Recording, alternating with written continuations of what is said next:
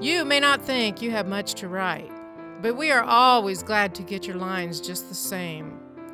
Melvin has the brace off his back now. Daddy finished steaming, and Melvin had the field on this side of the railroad plowed.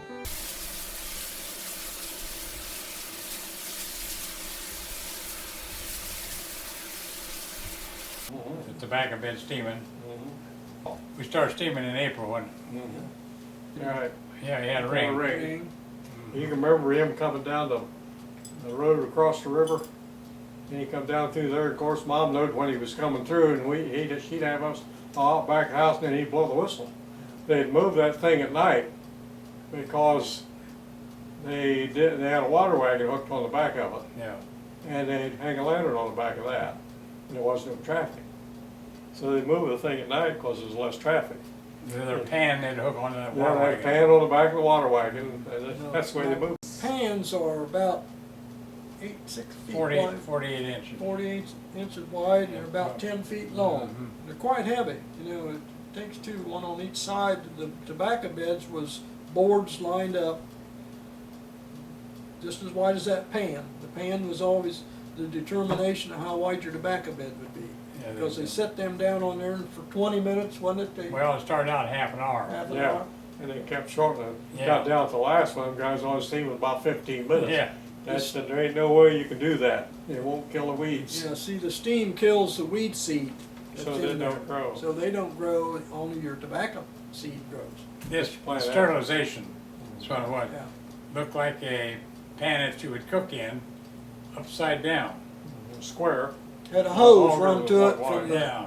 from the boiler on the And on steaming. each side of it, you had a pipe about the size of that, wrong, but that you could get a hold of it and pick it up. That guys. wasn't hot, but you didn't dare touch the pan. Pan was hot. Yeah. And Melvin and Pappy did it. Melvin was busy with something else. Well, Dale started with him. And when Melvin and Dale was both gone, it was my job, and I was always too little. I couldn't hardly get it up high enough to, Get it moved down. yeah. What they tell you to do to find out whether you're doing a good job of steaming, they bury eggs Yeah. down in the dirt before they put the pan on, see? Cook the eggs. And then when they move the pan and the ground got cool enough, if they take the egg out, and if it was boiled good, hard, it was done a good job steaming. Yeah. When we'd move the pan, we'd lay a stick at the end of it. And then you knew, yeah. How far to move it for the next. And I forget what he charged a pan, but But That's what I was you gonna had ask. the guy that was having the steam it done had to supply the coal. yeah. Melvin's sow has 8 little pigs. All of the cows are fresh now. The calves do most of the milking just now. School will be out in 2 weeks. Daddy steamed some of my garden, so I planted some. I don't have any potatoes in yet. Marion done the spading. Now if it gets warm, things may grow. We turned the cows out today on the rye, which later will be a potato patch. The war is rather exciting now, don't you think? I think it is too bad that one person can stir up so much trouble. Of course, he has his cronies that help, and the more they get, the braver they are. I do hope a change comes along pretty soon. Well, I suppose by now the tobacco bed steaming is over and the tractors are singing their songs in the cornfield. From the air, everything looks green again. Trees are turning fast. I don't remember whether I've told you or not, but the USS Denabla, a Sturm ship, came to Norfolk about 2 weeks ago. It's going to stay here for about 3 months. From the way the war situation looks, England had better watch out or they'll wake up one of these mornings and find Hitler as the new prime minister. I had a grand time at the junior and senior reception dance. I'll tell you all about it later. My dress was darling. I put a hoop in it, and I wish you could see me in it. The kids at the dance called me Scarlet because my dress looks like one she wore. I know it sounds like I'm bragging about my dress, but I'm just tickled because it turned out so nice even though I made it. Last week, I went to the NCR and put in my application for a typist job. I had to take a test that lasted 2.5 hours. I don't know how I passed it, but I did. Next week, I'm to go back and be interviewed by some man. Tomorrow night is the big night. I only hope I don't cry. We played a lot around the yard, and of course, you didn't go to any place else. And one place was off limit was down at the river. We wasn't allowed to go to the river. So what we'd do is we'd be out in the back pasture field where the cows kind of grazed. The river was down below that, and we would go out there, and we had a chicken house sitting out there. And we'd line the chicken house up with the kitchen window on the back side of the house, and then we'd make it all the way to the river that way. We wasn't supposed to be down there, and of course all of us was down there, other than Bob. Bob was the only one that wasn't down there because he was younger. And Burl and I and Sam and Vivian. We was the ones that run off down to the river to see what was going on. And we had sticks for fishing poles and used another stick for a cork. And we'd turn over rocks down there next to the river to get fish worms to fish with. And we weren't really hurting anything. But I can remember one day, Uncle Elmer's boat was there. He had a camp down there along the river. He'd come up in the summer and stay for 2 or 3 weeks. That was his vacation. He'd camp down there, and his whole family, they'd all come. And he had his boat tied up down there, and Vivian decided that she could row across to the other side of the river. It had the boat oars with it and everything. So they untied it, and there was another boat there, and whose other boat that was, I don't know. But she started across the river. Well, the river didn't have a whole lot of flow in it, but she started across the river, and she got about halfway across. All it wanted to do was go around in circles. Well, she was just rowing with one oar, see? And we was in the back of this other boat. Sam was asking her, he said, well, can you get it to going straight? And she says, no, it won't go straight. And she done everything. She pushed forward on the one oar, and then she'd pull back on one. It just sat there and kind of go in a spin. And he said, well, you want me to come out and get you? And she said, no. He says, I can swim. And I knowed he couldn't swim. But he said, I'll go out and get you. I'll come out and get you. Well, he didn't. She finally got it straightened out, and boy, she come back to where we was at. But we'd have had a pickle if he'd decided he was going to swim, because I know he couldn't swim. We couldn't do that, so we didn't mess around with that. Mom would have skinned us alive. She didn't know we was down there doing that. But she finally, eventually she come down and got us, because she knew where we was at. We wasn't out in the yard, see, and she couldn't see us. So she'd have to walk clear down there to get us. Take us back up to the house. You kids ain't supposed to be down here at the river. We told you before.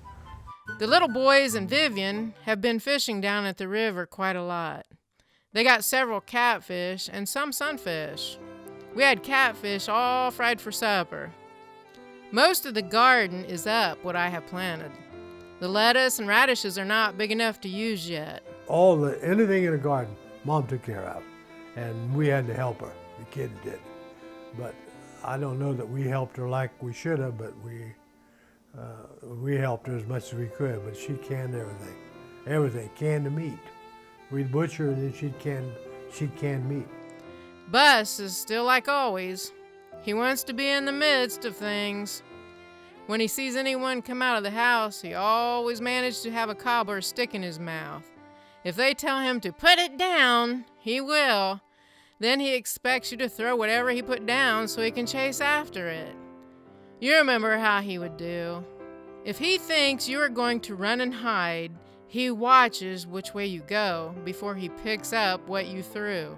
Such a dog. Yeah, he was a good dog. That was up on the farm where we got him, though. That the cows was out in the pasture, and in the morning we'd get up. It was still dark. We'd go to school, and we'd have to milk before we go to school. And the cows was always out in the pasture field. They were never behind the barn until snow got to flying. But they'd be out in the pasture field, so we'd tell old Bus to go get the cows. And he'd take off around all the cows up in that field and bring them up to the gate. Then we'd open the gate and they'd walk into the cow stable and we'd milk. I have started house cleaning. That is some job. We are getting 2 almost full cans of milk daily now. Harry, get out of the rain. Don't you know any better than to stand out there? Harry Beringer came walking down here in the rain the other morning. Is Dale home yet?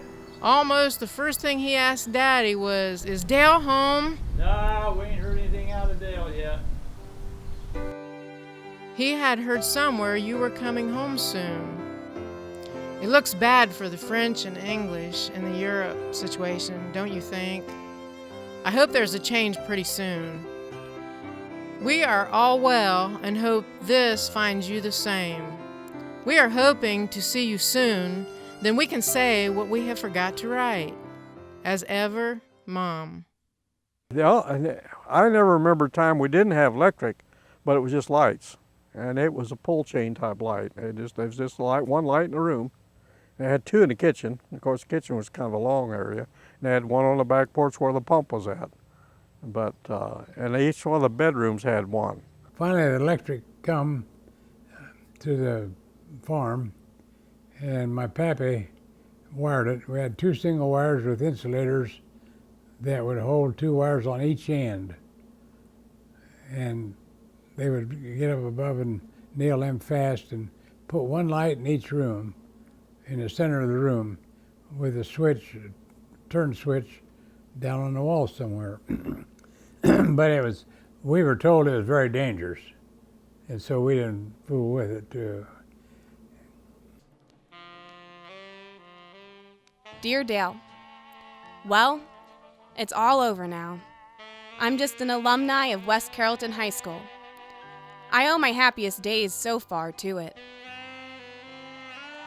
Dale, I'm scared. Is it just propaganda, or are we really being drawn into this war? You ought to know more about it than we do here. Mother says she wishes you hadn't joined the Navy. But if we do get in it, you'll be better off than the boys here. You'll have the best, while they'll have to take what they get. I think I'd much rather be in the Navy than in the Army. All we hear on the radio and everything in the papers is about the war. It makes me sick to think that people who are supposed to be civilized can be so cruel and hateful toward one another. May of 1940 sees Betty Jane Furnas graduating from West Carrollton High School. In August, she lands a job at National Cash Register in Dayton, Ohio. She works in the stock ordering office. Hello! Last Thursday we had a lot of visitors here. The Army paid us a visit. There were Army planes here from every Army field in the U.S. The bomber from Wright's Field had 14 officers aboard it. They came here to observe the dive bombing the Navy does. The Army has never tried dive bombing. The Navy gave them a very good demonstration. They had a 50-foot target out in Hampton Roads, just off the edge of the landing field.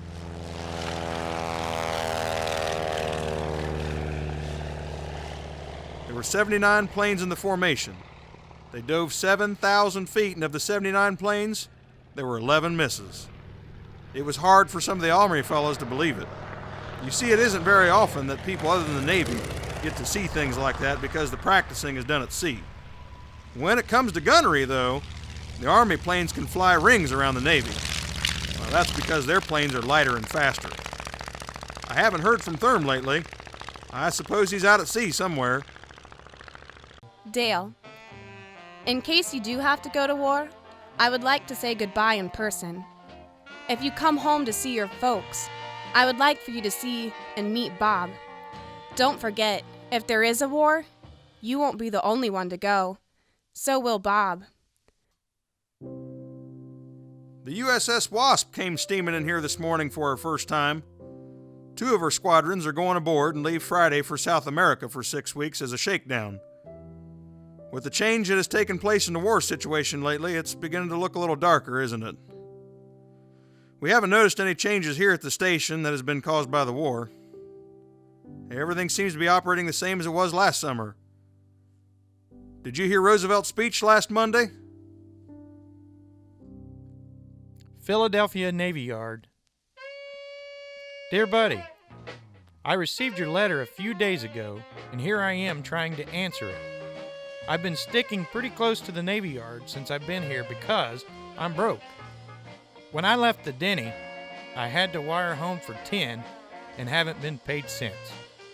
That 10 didn't go so far with a whole weekend ashore, so now you know why I've been staying aboard. I'm getting so I like it now. Maybe I'm getting like you, staying aboard all the time. We've moved aboard the USS Sigourney this morning, and this afternoon at 4 o'clock, she went back into commission.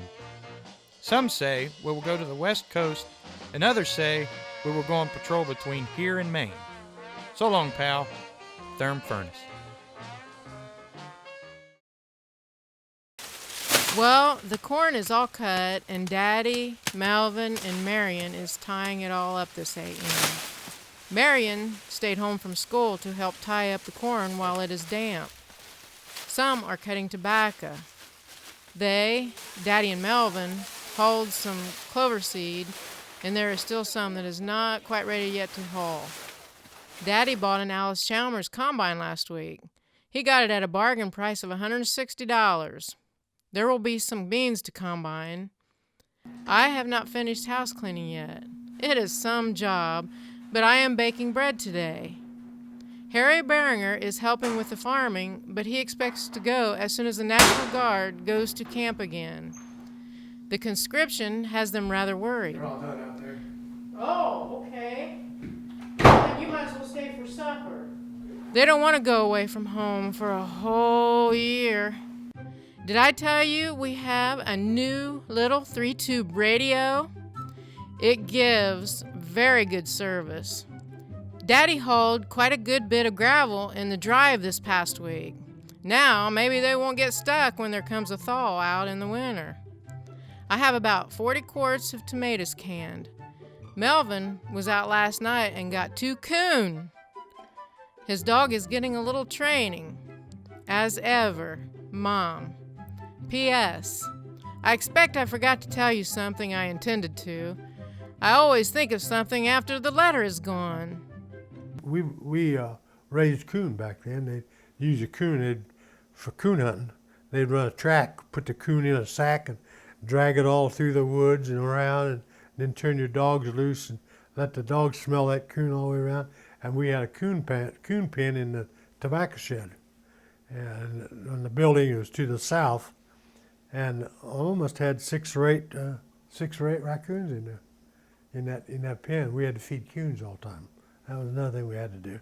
Clean their pens and we thought nothing of wearing patches on our clothes for overhauls, shirts, and whatever. I get 1 pair of new shoes a year, and that was just before school time, and we'd wear those shoes. A lot of times we come home from school, we were ordered to take off our school clothes and put on our daily clothes, and our daily clothes in the summertime didn't consist of shoes. We had to be barefooted. On the weekend, my mother would wash the clothes that we wore last week, and they were freshly washed on Monday morning. It was nice. We were happy people, regardless. USS Sigourney, number 81. Dear Dale, how is everything with you and your girlfriends? Still writing letters? The ship is coming around in good shape, getting her painted, etc. Friday, we had a 4-hour run up the river and didn't have a bit of trouble. My station was on the burners and number 1 fire room. I know enough now about the fire rooms to stand auxiliary watches by myself. This ship is supposed to be delivered to Halifax as soon as it is finished. I've been talking to some of the men who have just come back from some of the first destroyers that went up there. I don't think it will be a picnic party. The British will soon have my home, and I'll be hunting a new one. I think we will have a river run, then maybe we'll come down to Norfolk to take on torpedoes, etc. If we get in, I'll be down to see you. Then maybe we'll hit New York or Boston and leave half the crew and take the ship on to Halifax, Nova Scotia, and stay there for 10 days, breaking in the British. I wrote to the Board of Election to find out about my voting. You got a right to vote, and maybe FDR could use that vote. He is for the Navy anyhow. Your shipmate, Therm. I got a letter from Therm. He's on one of the destroyers that England is to get. He said sometime this week they're taking it to Halifax, Nova Scotia to turn it over.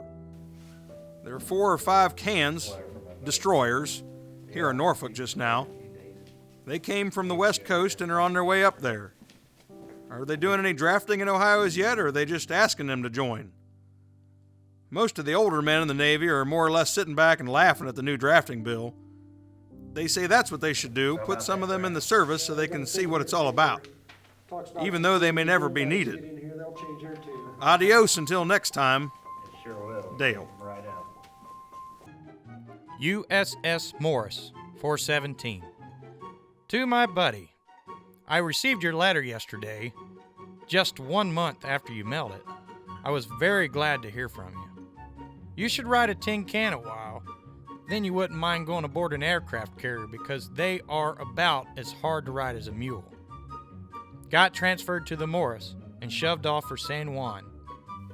I saw your air station from the ship. We're supposed to go to the West Coast.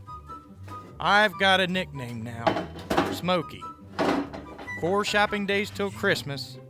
Merry Christmas and Happy New Year. Keep your chin up and don't forget, the war ain't over yet. Shipmate forever, Smokey. We had a very nice Christmas. Daddy got a tree and some electric lights put on it, and you should have seen Bobby when it was lit for the first time.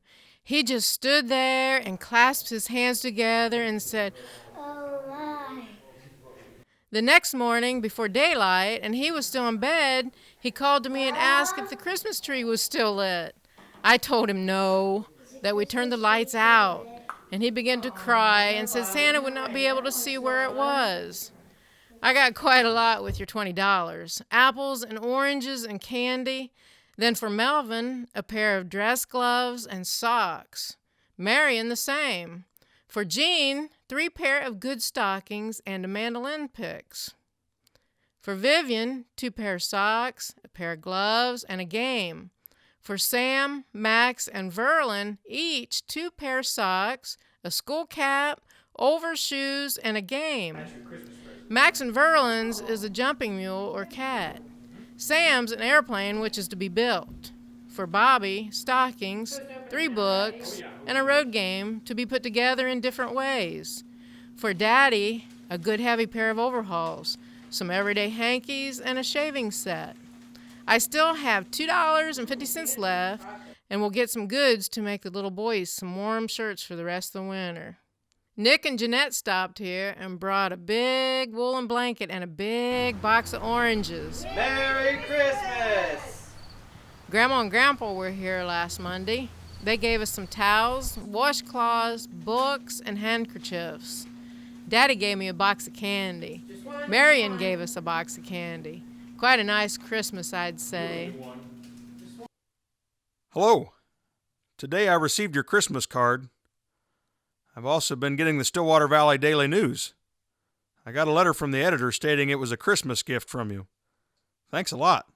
I don't think you could have chosen a better gift.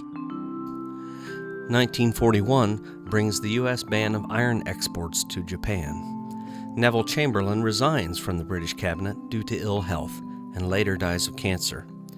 He is succeeded by Winston Churchill. Franklin D. Roosevelt has been re-elected for a 3rd term as president and declares America as the arsenal of the democracies. German High Command issues a secret plan for the invasion of Russia to be launched in May. And the carving of 4 former presidents into the granite face of Mount Rushmore, South Dakota, is completed. I suppose the coon hunting season is about over by now.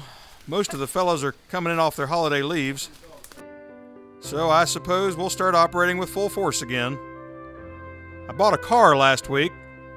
Maybe I don't have enough use for a car to own one, but with the large trunk it has, it gives me a place to store the things I won't need on the cruise. The car is not new, it's a 39 model. I bought it from a boy I chummed around with. He was transferred to the West Coast and wanted to drive a new one across. We go aboard the Wasp on January 22nd. Some say the cruise may be for 6 months. I have my doubts about that because I think the ship is due in the Boston Navy Yard sometime in April. I saw in the paper where the draft took some more. It looks as though it's going to get everyone. Well, I guess it's time to put the pen down till next time. As ever, Dale. Dear Dale, I will start by saying Happy New Year! It has not been very good hunting lately. Melvin did get one muskrat and one large number 2 skunk. He took them over to that man who buys fur southwest of Circle Hill and got a check for $3.50 for just the 2 hides. He also got $4.50 for one live coon, which he got in a trap. But Melvin, one time, Melvin decided he was going to shake his coon out of the tree. I never will forget this one. He was going to shake that coon out of the tree. He wanted dogs to kill it. He wanted to shake that coon out and let him hit the run. So Melvin crawled up the tree. He gets up there and he got to shaking this limb. The coon wouldn't come up, so he'd crawl a little higher on. He'd shake it, and the coon wouldn't come down. All at once, that coon come down on him. He came right down at Melvin, he was getting out of there. There was no more of that trouble. Where are you now? We have been wondering. Robert Wellbaum passed the selective service, but was deferred for 6 months because he is all the help his father has on the farm. Martin Minnick left this last week for Mississippi as a draftee. Jeanette and Nick were here for dinner. Who was your favorite one to play with? The 2 Maxes. Connie is growing and talks lots. She calls Max and Verlin the 2 Maxes. Max is having a terrible afternoon. He is trying to pull one of his little front teeth. It is so loose it nearly falls out by itself. I just got a thread and tied to it. Do you remember when your teeth in front were loose? So you got an automobile. You told us some about it, but you did not say what kind it is. We all have our guesses as to what make it is. If you would, what do you think he got, Bobby? And when he got out of boot camp, he come home, and before he came home, he bought a 39 Chevy down there, and he drove that home. And when he went back, then they transferred him and put him on this carrier, and he had that 39 Chevy down there that he had to put on storage somewhere. And that 39 Chevy was fairly new at that time. McCullough Field, Guantanamo Bay, Cuba. We arrived here 2 weeks ago, and last Saturday I received my first newspapers, 6 of them since we left Norfolk. The ship isn't here just now. It left the squadrons here and it went on to Panama. I bought a 39 Chevrolet. I haven't heard from Therm lately, but I think he's down in these waters somewhere. I remain as ever, Dale. Pacific Ocean. Dear Dr. Dale, it's been quite a while since I've either heard or written to you, so maybe I'd better get hot. We spent 3 weeks on patrol off Martinique and then came into San Juan for the weekend. The next Monday, we got underway for Guantanamo and picked up a sub, the Selfish, and escorted her to Panama. We spent the weekend there. It was taking us almost 2 weeks to go from Panama to San Diego, California. We stopped a couple of days to survey some islands that are supposed to be shifting their position. Remember, you and I were going to California one time? Looks like I'll be the first one there. It sure will be good to be back in the States where people are civilized and can understand you when you talk. Your shipmate, Smokey. Outside, it is blowing and snowing, and I suppose where you are, it is all sunny and warm. Jean is home today. She has a cold. Melvin is trapping for fox. He got a nice sized one last week. The children are just home from school, and they always have a lot to tell. We have all been wondering where you are. Are you still in Cuba? Max has lost 2 front teeth this month. There were some more draftees left Pickle this last week. Haven't heard when George Beringer goes. He looks at the draft like this. The fellow with the big job is needed by the government just as much as the fellow with a job that is worth 5 cents. Max has a letter sent to you. I think he is learning to write by writing to you. He got a better grade in writing on his card this last time. I had to make a few corrections, or I'm afraid you could not make much of this letter. He gets real mad when I don't send his letter along. Well, I sure hope this here radio works now. He doesn't ask how to spell the different words. He just puts them down like he thinks they sound. Well, I must close, hoping to hear from you soon, and that you are okay, Mom. Oh yeah, that was just like milking cows. It was something she done every week, and she'd have to write all of them. She didn't write just one; she'd write all of them. Of course, basically said about the same thing in each one of them. Of course, that's all of the other things that happened.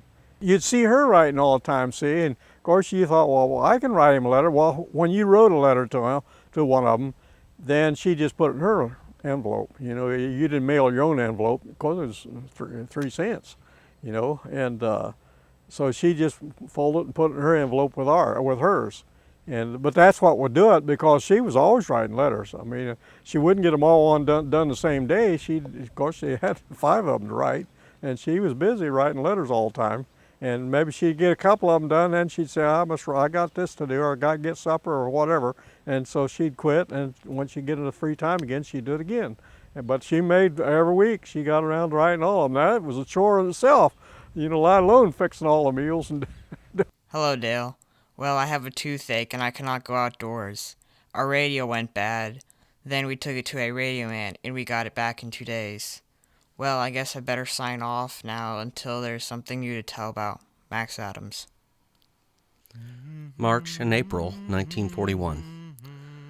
Roosevelt asks the Senate for Lend-Lease appropriations of $7 billion, and Churchill calls it a new Magna Carta.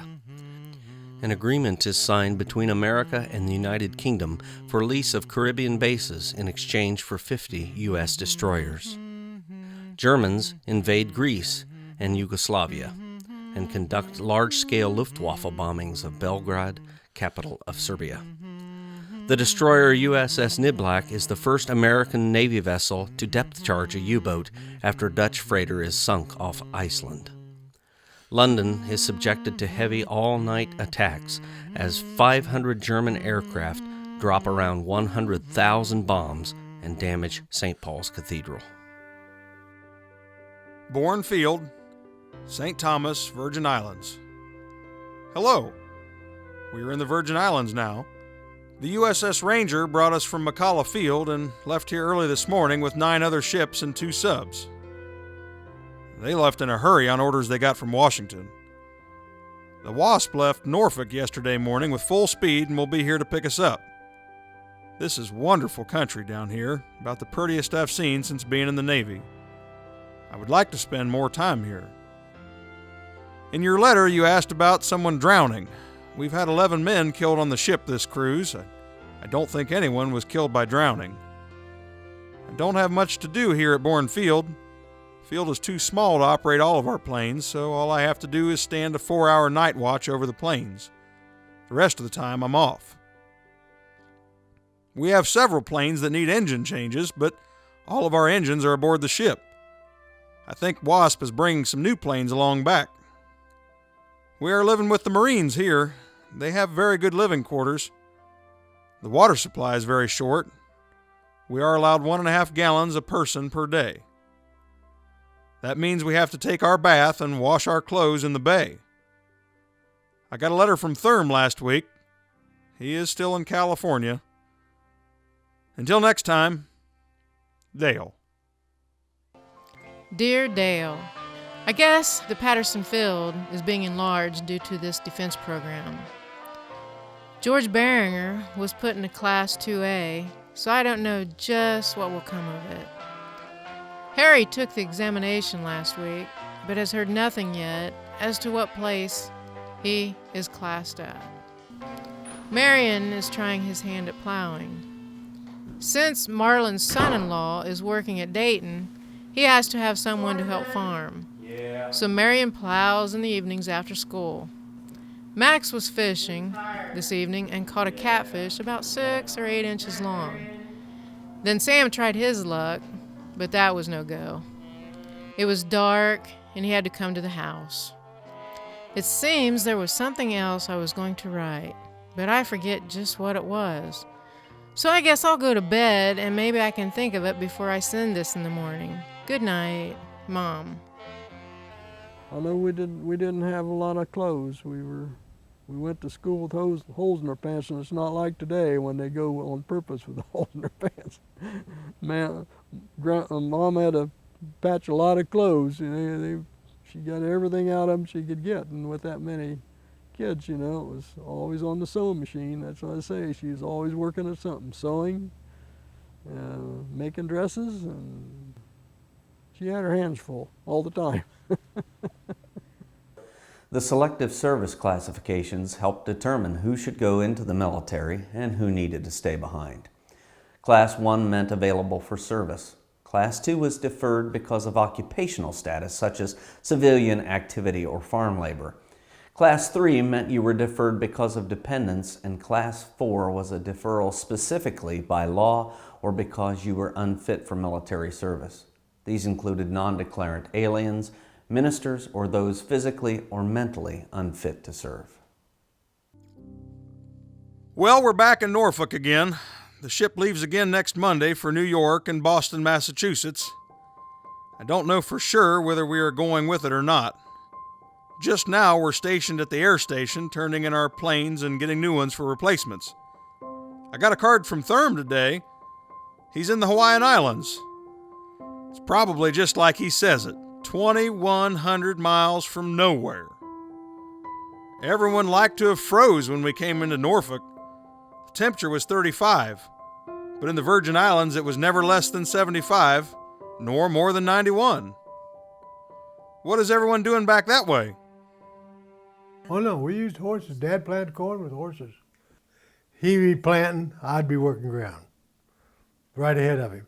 I'd either pull the disc, the drag, and roller behind that old Alsheimer tractor, and he'd be planting corn with the horses. While Daddy is playing his fiddle, I'll try to get a few lines on paper for you. We were glad to get your letter. There has been plenty stirring around here. Daddy and Melvin started hauling manure, and now that is all done, even all the stables are cleaned. Daddy started to plow here at home, and it will be 24 acres of corn.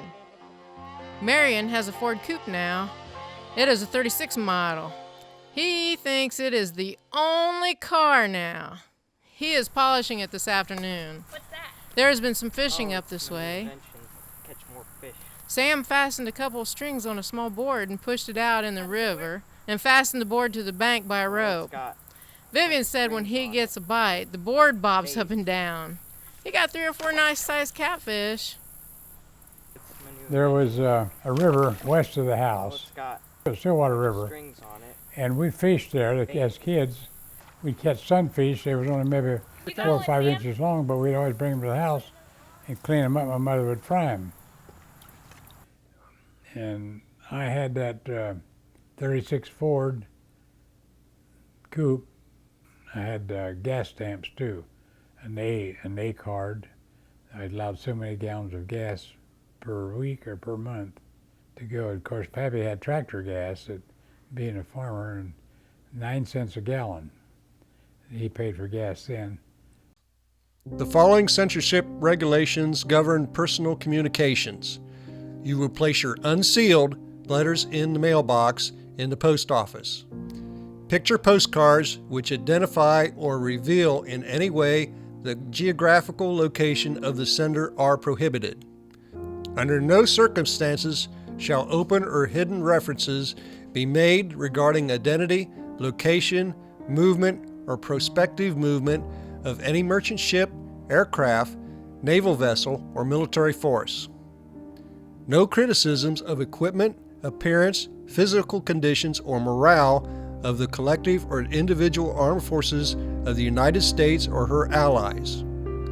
No abbreviations of questionable identity may be placed on your envelope or in the letter, and no obscene language may be used. Weather conditions may be discussed in general terms only. Naval ports or advanced bases are not to be mentioned. If in doubt about any of the above regulations, see the communications officer. USS Wasp. Hello, everyone. I haven't heard from you since leaving Norfolk, and it'll probably be a month or so before mail will be able to reach us. All of our incoming and outgoing mail is being censored, making it impossible to say just where we are or what we're doing.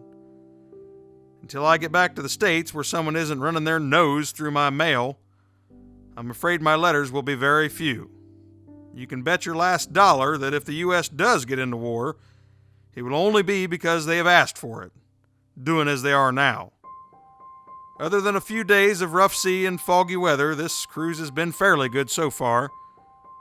By the smell that's coming from the galley just now, we're having steaks for dinner. I miss the newspaper when we're at sea. As ever, Dale. The censors were looking for anything that would be of value to the enemy, such as where the soldier or sailor was. Loose lips sink ships was the phrase that was very prevalent during World War II. The enlisted soldier or sailor was censored by an officer in his unit. The officers were self-censored, although the higher level staff or base censors would randomly check them. If the section they wanted out was very big, they would confiscate the letter. If it was small, they either cut out the words or obliterated them with ink. Did you write letters home to anybody? Oh, yeah, once then I would write letters home and What did you write about? where I was and what I was doing. There was censor on. Huh? Censorship. You couldn't write where you were. Well, after a while I couldn't, no.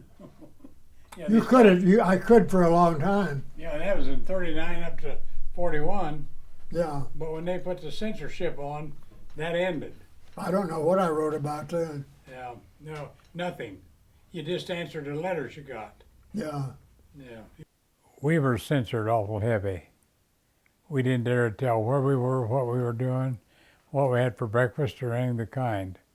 And it was made it terribly hard to write a letter home. We could answer questions, or if somebody wrote to you and wanted to know about something, you would use that for keys as to what to write about. And that's the way it was. May and June 1941. The Germans invade Crete with the largest airborne assault to date. 1,500 paratroopers are landed. Hitler and Mussolini meet at Brenner Pass to discuss plans for a future joint aggression while offering terms to maintain peace in Europe. America freezes all Axis assets. Japanese-Dutch negotiations fail. The British suffer heavy merchant shipping losses in the Battle of the Atlantic. The United States Navy is ordered to protect supplies across the Atlantic for Britain. The world's most powerful battle cruiser, the HMS Hood, is sunk by Germany's 45,000-ton battleship Bismarck. Then, the Bismarck, which Germany claimed was unsinkable, is sunk by the Royal Navy after a 4-day pursuit. He had to ride the back seat of a dive bomber a good bit during the war. And he said he had a bad spot in the back of his neck from those dive bombers, from all the G's. He said the pilot wasn't so bad, but the guy in the back, he really took a beat when they dove. And he said, I had a spot in the back of my neck for years that hurt from all that diving over in a dive bomber. And twice he was supposed to be on a plane, but he had a paint job he had to do. Somebody else took his place, rough seas, and when the ship was up, the plane come in, and the plane went right into the end of the ship, and it killed both of them. Hey, Bob, what are you doing on my airplane? Dear Mom, Dad, and all, Bob Hart is on the Wasp now, too. He's been on here almost 3 weeks, and I just ran into him the other evening. The ship he was on was in the same port, and he was transferred. I was still on the Admiral's staff. I didn't know the Admiral personally. That was just his enlisted allowance. The Admiral, for some reason or other, transferred to the Wasp for administrative purposes, and we got on the Wasp at Norfolk, Virginia, and we traveled over to Bermuda. We stayed there, we just stayed at anchor in Bermuda. I ran into some trouble this morning. About a week or so ago, we lost a plane and 2 men at sea because of too much fog. So this morning it was rather foggy and I was on the schedule for a hop, and I refused to take it because of the fog. So when the skipper found out, he told me I could either take the hop or he would take my flight orders, which means about $30 per month. So I told him to go ahead and take them. I told him it was also worth more than $30 to fly in good weather. Then this afternoon I was talking with the squadron's painter about it. He said he didn't see why I didn't give up my mechanic rate too and help him paint. He would teach me something about painting to go with what I already learned about mechanic. So I think in the morning I shall go to the skipper and tell him he can have my mechanic's rate too. It will leave me with $54 a month until I can make the painter's rate. I think it'll be worth the change. Dale will soon be demoted from Seaman First Class to Painter Third Class, according to Article 1275 of the U.S. Naval Regulations. We decided we were going to find out what it was like to fly, because the radiomen that were assigned to the airplanes, if you fly 4 hours, you got flight pay. And those guys didn't want to fly anymore. It wasn't that much fun after you do it a few times. So we put our name down, and we got a call that report up to the flight deck, and they would check our uniform, our flight suits, the seat belts and so forth, and we would report up to the flight deck the next day. And at 2 o'clock, we took off, and we stayed up till 6 o'clock in the evening doing anti-submarine patrol. And while we were up, an SB-2U hit the flight deck, and so we stayed up a little longer. And we were coming in to land, and the pilot said we're running out of gas, and he cut in and hit the flight deck, and the engine stopped. And then they pushed us over to the taxi area, and when we stopped, I was just getting the parachute out. Well, when I started to get out of the airplane, Dale come over and he says, "What are you doing on my airplane?" Hey, Bob, what are you doing on my airplane? I knew he was on the plane, but there's 3,000 people on that ship, and I couldn't find him. We talked for about an hour after that, and of course I visited with him several times after that. And then the Admiral moved to, I think it was a Tuscaloosa after that. We were very glad to get your letter yesterday morning. We had been wondering a great deal about you. It was too bad about your trouble, but how did you come out? I expect the painting would be much easier. How long do you think your letters will be censored? I don't suppose you know. You should see the garden. We planted 500 sweet potato plants, 100 cabbage, and a little better than 100 tomatoes, and they are all growing. The kids all have some planting done. Bobby has potatoes and corn. I don't know about what Max and Verlin have, but it is something. It was a big garden. Dad always plowed the horse. He'd take the horse out there in the spring year and plow the thing, and then she'd till it up. And now the sweet corn, which was, they had a truck patch behind the barn besides this garden. In the garden, Mom raised radishes and lettuce and peas and beans and stuff like that. That's what she had in the garden. But like corn and sweet potatoes and potatoes, they had in a truck patch out just off the road along there. He'd plow that out there for the truck patch. Of course, then everybody got involved in planting that, just like the sweet corn. You learned how to put the sweet corn so far apart, punch it in the ground, and cover it up. And each one of the kids get a handful of sweet corn. That's where that got planted. And I can remember one time the clear to one side, they had a row for sweet potatoes. And Dad had mounted up a mound with a hoe for that ridge of sweet potatoes. Well, I didn't know what it was, and I was just little. I was at the far end of the patch, and I seen this ridged up hill there, and I thought, what? I was barefoot, and I walked all the way across the top of that, all the way back to the house. Dad come out with a handful of sweet potato plants to plant them. Somebody walked across, and it was barefooted. Well, Verl and I was about the same size, so he couldn't really tell whether it was me or him. So he said, I had that all ridged up to plant these sweet potatoes, and then somebody rocked down the top of it as a path. And of course, he didn't really try to find out, but he just knew it was either me or Verlin. But he went ahead and planted sweet potatoes anyhow. But Daddy hauled our coal for next winter yesterday. He bought 10 tons. Most of the wheat that is to be threshed around here is cut and shot. Daddy thinks he will just run the one thresher this year. The help is very scarce. The farmers don't see where they are going to get enough help to thresh. It has been hard to get help to make hay and cut wheat. Melvin helped Russ Furnas, but there were several others after him, and he could only help one fellow at a time. Marion has been busy at Marlin's doing their farming. Mom. P.S. Max says to tell you, Bus is okay. It was usually all neighbors or anybody that Dad was thrashing for. They would they lined that up right after they cut wheat. They'd come in and see Dad and find out if he'd thrash their wheat for them, and he'd write them down on the list. And of course, it depended on where they lived or when they would get there. See, if he had 8 or 10 people on the ring that he had to go to thrash for them, why, he wouldn't go from here over to there. He'd go around to Robin, you know, to go do them as they went. He'd say, well, as soon as I get so-and-so done, I'll be at your place. And I got so-and-so and so-and-so to do before I get there.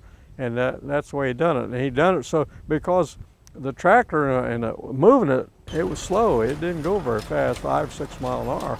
And you didn't want to do a lot of running with it. You just went from one to the other. And you usually have all 7 or 8 people in the ring. Yeah, they had greeneries to put them in, yeah. And they'd store it because at the time you was harvesting, wasn't be worth a whole lot.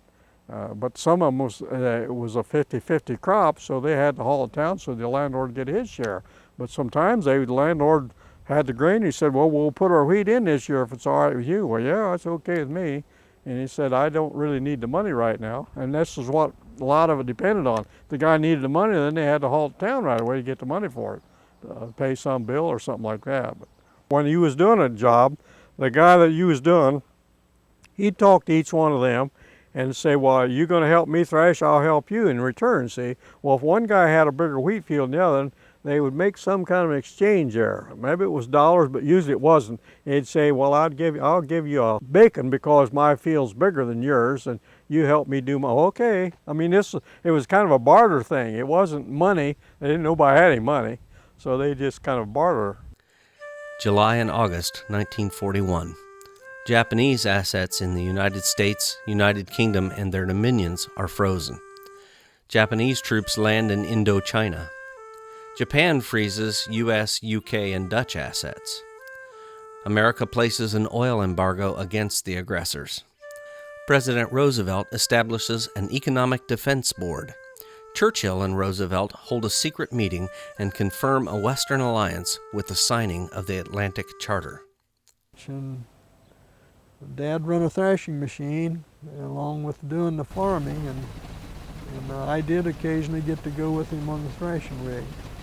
All the farmers joined together and they would go to each farmer's farm and they would load the shocks for the thrashing machine, and they'd bring them. They had their own teams and wagons, and they'd go individually, and when they would get one done, then they'd move to the next farm, because each one, it required a number of teams and wagons to get the shocks out of the field up to the thrashing machine at the barn. And they'd usually have 5 or 6 that was actually loading the shocks out of the field, taking them to the barn. And Dad had his was an old steam engine type, a Baker steam engine that he used to run the machine with.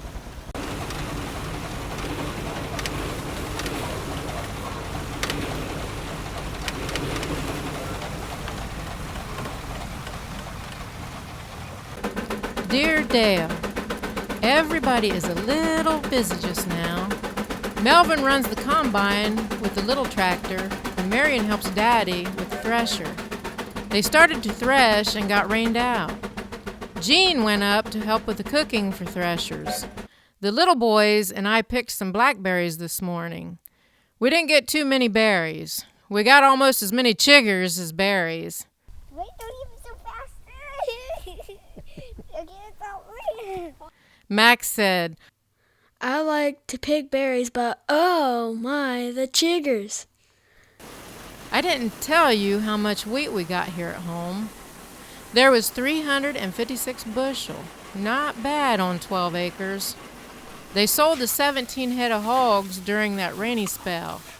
The bunch brought $436. We have been watching the road the last few days. Could you guess why? Dale might be here. Everyone has been watching. In May 1941, Betty Jane Furnas married her high school sweetheart, Robert Chrisman.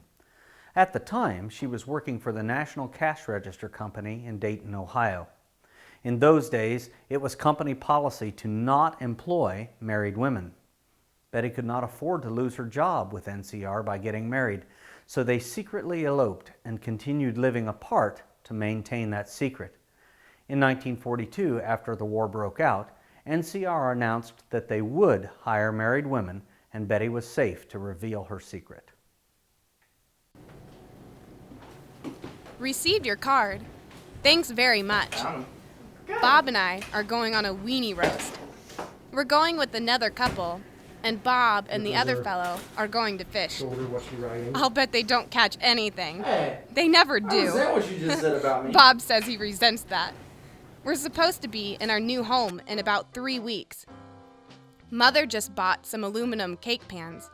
It's going to be hard to get any aluminum things. I got my winter supply of hose. Gosh, it is almost impossible to get any at all. It's hard to find something to say, since I can't ask questions as to where you are, what you've been doing, when you're coming home, and so on. Do you follow me? I'll have to stop writing now and let Bob write a few lines. Thanks a lot for the congratulations. I know I'm darn lucky. If everything Betty says about you is true, you're a pretty swell fellow yourself, and I'm looking forward to meeting you too. Bob. Well, I think we've both said about all there is to say for now. Your friends, Betty and Bob. I'll have more canning to do this week. The sweet corn is ready to be canned, and there will be pickles too. I picked a 4-gallon bucket full this evening. The kids were all up helping Uncle Arthur with his potatoes. He paid 3 cents a basket to pick up. He had about 30 acres, so there were some potatoes to be picked up. Daddy said he had somewhere between 7,000 or 8,000 bushel. Jean, Vivian, Sam, Max, and Verlin all together made better than $44. Was their backs sore and stiff, and they were so tired. We had 14 acres there in front of the house, and Uncle Arthur wanted Dad to put out the potatoes. So he agreed to supply the potatoes, and all Dad had to do was supply the land. So he come down and planted them with a planter, and he plowed it, and they never worked the ground on planting potatoes. You wanted it cloddy, because when it's cloddy, the clod would dry out, the weed wouldn't grow. So you ridged the potato when they planted them. You ridged them so the potatoes all on a ridge. It was a regular planter for potatoes. You had to cut the potatoes. You took potatoes, the seed potatoes, you cut them so each section had an eye, and you planted that, and then they grow. Well, we wound up with, and I think there's a picture somewhere of the potatoes we grew. There was something like 16 potatoes in a basket full. They were real big potatoes. Well, we'd go dig, had to pick them up. You had to stick they'd pay you 3 cents a bushel to pick them up. 3 cents a basket. And you had a card that had a number on it. You had a whole pocket of them. When you got a basket full, well, you'd stick your card on the side of it, and you'd pick up a row, and you'd pick up potatoes. It just seemed like forever. That was the longest row you wanted to see, picking up potatoes, because we had so many of them. Potatoes back here was $3 a hundred. So you see, there wasn't much money in it. You sold 100 pounds for $3. The kids will be in school now soon. Sam don't care much about school. He tells the other boys to be still about school. So you know how much he likes it. I was the oldest one then. I was the oldest boy. And Dad didn't think I'd ever go finish school. He says that I missed too much school all the time. I had to come home when we were planting corn, and anything that in the corn harvest in the fall, I'd always be there. If something would break down, I was a runner. I'd have to run after this, run after that, pick up tools from one building to another, or whatever he needed. So I missed a lot of school back in those days. Melvin and Daddy are now busy in the cornfield. They have to cut most or all of this here at home since we did not have any hay this summer. Yeah, well, you remember shocking corn? Oh, yeah. We did that after supper in the moonlight. Dad would go down through there was chick corn. He'd hard it out. And he'd tie the Bucks buck together. And then you had to do 2 rows on each side of that in For the order to be horses. able to get the binder down through the first time. So they could cut it with a binder. You had to cut it by hand. And you'd get an arm load and you'd set it up against one of them. And you get another arm load. You had to take 2 rows. And then when you got closer to the next buck, you went to it. You know, where he'd already had the tops tied together, but you had to cut 2 rows on each side of them. Them were fodder shock rows. That's when we planted 3 in the hill. Right. Yeah, when you cut one off, it had 3 stalks in it. Yeah. Usually, sometimes only 2, but one didn't make it. But then they always, you probably helped do that. You put a handkerchief around your neck because that fodder was dry. And It cuts your neck, Yeah. you'd have it all chapped from holding that fodder in his arm while you was cutting it off, see? When we were in And the school- fodder would cut you. When we were in school the next day, Pappy'd take the horses and a binder. And Start cutting it down. He cut maybe 2. How many rows was it wide? There was I can't 40 remember now. 40 or something like that. Something like that. And They had a cradle they carried the bundles on. And Well, they dropped got so many and they dropped them off.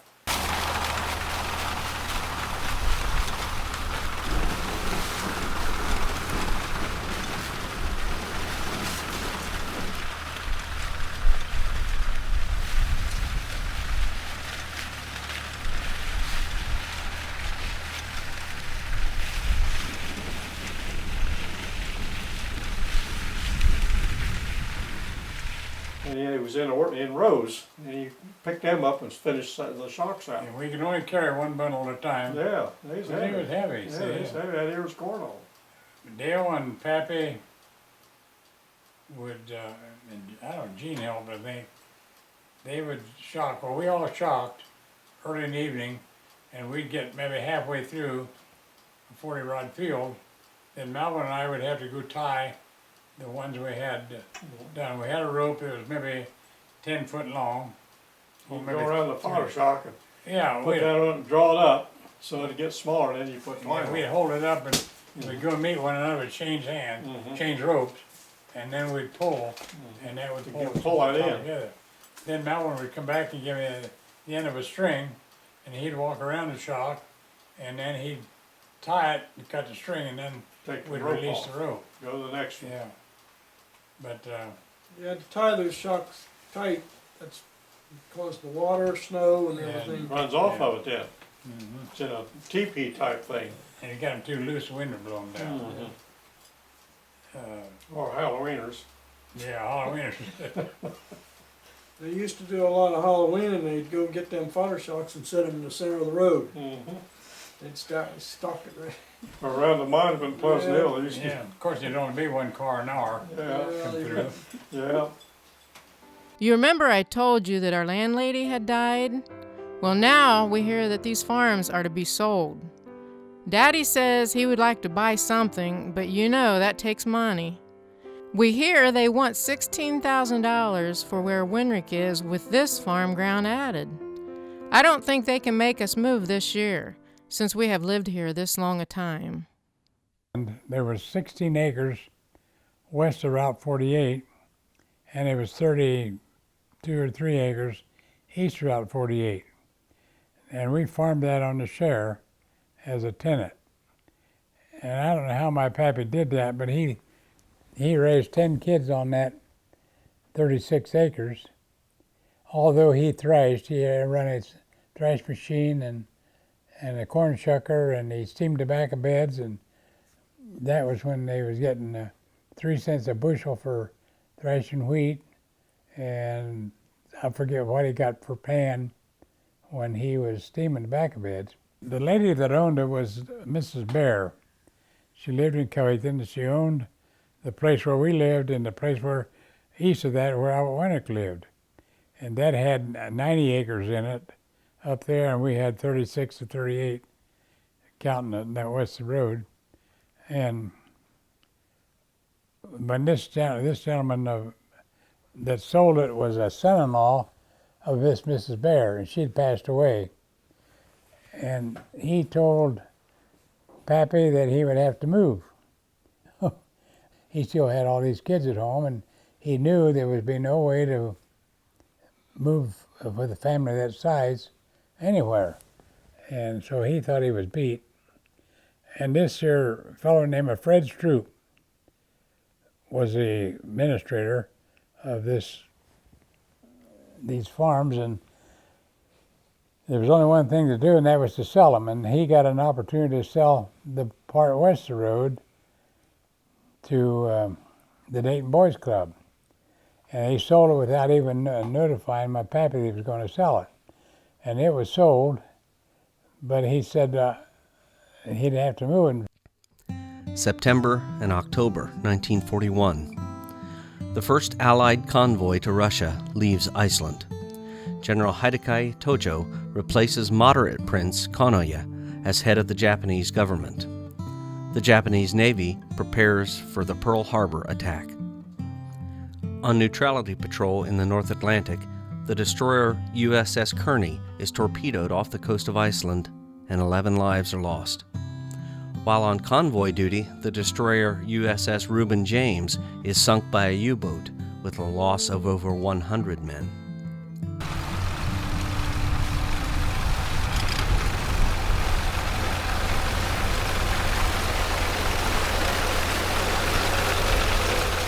We have a little more than a day's corn picking before Daddy can start with the wheat. Then we will dig the potatoes. What we have dug each day for use are real nice. Well, you may have got my other letter telling you that this place may be sold. Now, it is sold to a boys' club of Dayton. So, Daddy got busy with investigation, and now we have contracted to buy where Winrick lives. We don't know yet if we move up there next spring or not. You see, Winrick has a right to live there until March of 1943 because he has lived there for more than 5 years. The only fly in the ointment is that some lawyer who sold this place where we live made a mistake and put 1942 on the contract instead of 1943. Vivian! Oh, Vivian! I don't know if Mr. Winrick will go before 1943. Mr. Stroop was here this afternoon, telling Daddy all about the mistake. Mr. Stroop also told us to keep what we have to pay for the farm under our hat. But I'm going to tell you, $100 an acre or $14,000 for the 140 acres. Frederick Stroop from Dayton, Ohio, was the son-in-law of their deceased landlady, and he negotiated a private mortgage loan for Mel and Bessie, which was interest-free, but insisted that Bessie be included on the deed to the land. Now, in those days, the husband owned everything, and the wife wasn't considered a party to such transactions. When they faced the dilemma that Wenrick may not move before they had to, Mr. Stroop found a place for Wenrick to buy and finance that transaction also. This guaranteed that he could be moved out in time for when the Adams needed to move in. Their new farm was just 1 mile east of the place they had been renting. When this Stroop told him he could buy the place, upper acreage, he said, "No, I can't. I don't have any money." And Stroop told him, he said, "Well, you can pay for it as you get it." He said, "There'll be no interest." He said, "We won't foreclose." He said, "There was going to be sold for $14,000. Well, $14,000 at that time and age was a terrible lot of money. And Malvin and I sat him down at the table and said, "Yeah, you can do that. You can buy it. There's no way going to foreclose on you." Stroop said, "Yeah," he said, "you can buy that." And Pappy said, "Well, he's my friend. I can't tell him to get out because I'm going to move there. And Fred Stroop said, well, I'll take care of that. He said, we'll get a place for him to move. And he did. And so they got this all moved around. Dear Dale, while I'm waiting for the dishwater to get warmed, I'll answer your letter which we received. I guess Nick's business is about as usual. He still likes to shoot. He and Melvin did some mark shooting while waiting for dinner. The corn is turning out pretty good, between 70 and 80 bushel to the acre. Daddy sold his corn crop for 80 cents per 100 weight, and that counts up pretty good. We dug our potatoes, about 100 bushel as near as I can tell. I did not tell you what this place where we live was appraised at. It was appraised by some lawyer from Dayton at $7,500, and I hear that it sold for $4,500. What do you think of that? I guess we will move on our own next spring. Didn't need any money down to just the paperwork.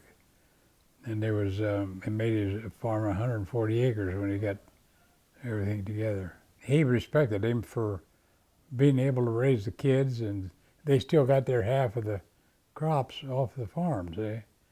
How, I don't know, but Fred was a liberal fellow. He was pretty much in agriculture in Dayton. He knew about hardships and all that, but he was well off.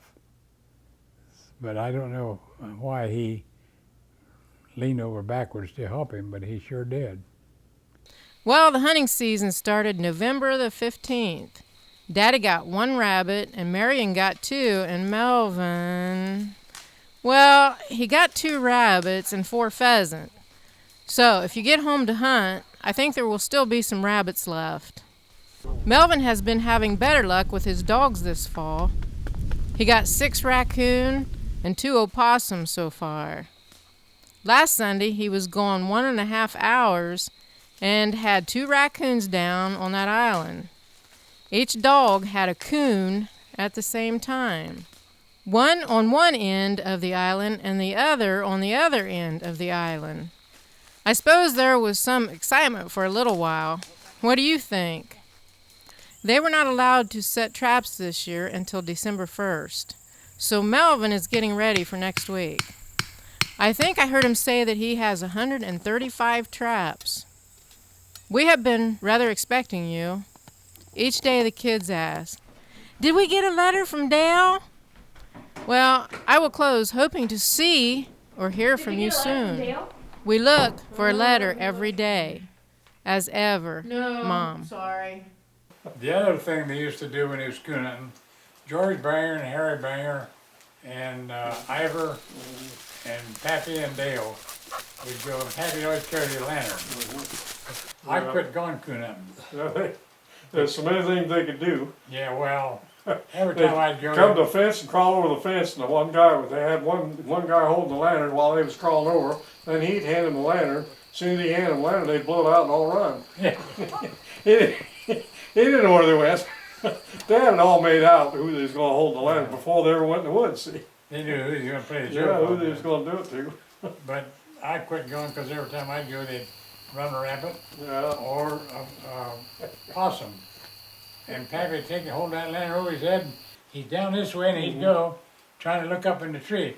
Him and Furman Wise. That was before they had flashlights. Yeah. They had to hunt with a lantern. The only way you could see the coon was set the lantern on your head and get the coon to look at you, see. You could see 2 balls of fire up there while they was looking down at you. When you got flashlight, the coon just turned his head. He wouldn't look at it. Yeah. Too bright. Yeah, it's too bright for him. You want to go? What kind of hunting you want to go? You want to? Now, I never went rabbit hunting or pheasant hunting by Melvin. I always went with Nick and Jeanette, or Nick and that family. But this is up when you're 16 years old, you know. But I used to go coon hunting at night with Dad, Melvin, and he had a dog, and it was Bucky. Bucky was the name of the dog, and it was a real little beagle. And that little beagle, and then we had a couple blue ticks to chase coons at night. Dad always carried the lantern, and Melvin had a flashlight, and Ivor used to go along with us all the time. We'd wait about 9:30, 10 o'clock. It was dark, and we'd go coon hunting. Well, I was always in the back, and they get in a hurry when you're walking through the woods. They walk past those limbs, them limbs would catch you right in the face, sting. You couldn't see where you're at. And I know it was one particular night we had a coon on the go, and the little beagle, he was open on the track. But the blue ticks, they wouldn't say nothing. They just follow that beagle. And you could hear him going as we was trying to keep up with dogs. And all at once, you didn't hear him no more. And hear that, we went as far as we could go, and that little beagle went in the tile. He went in the tile, a pretty good sized tile. And the blue ticks went in behind him and got stuck. And they couldn't get out. You could hear them squalling down in there, and we'd go from one catch basin to another trying to see out where they was located, and you couldn't get them out. Couldn't get them out. The coon was ahead of them. Wherever the coon was, he was ahead of them, and you couldn't get that little beagle out because he was stuck in front of the big ones, and the big ones were stuck. They couldn't wiggle, and so what happened in a couple cases I know of, Dad would take off his coat, lay his coat down beside the catch basin where they went in. Next morning we'd come back, there was all the dogs laying on that coat. Sometime during the night, they got out of it and was on the coat. He'd pick them up and bring them home. Hello. Well, it's been quite some time since I last had a chance to write.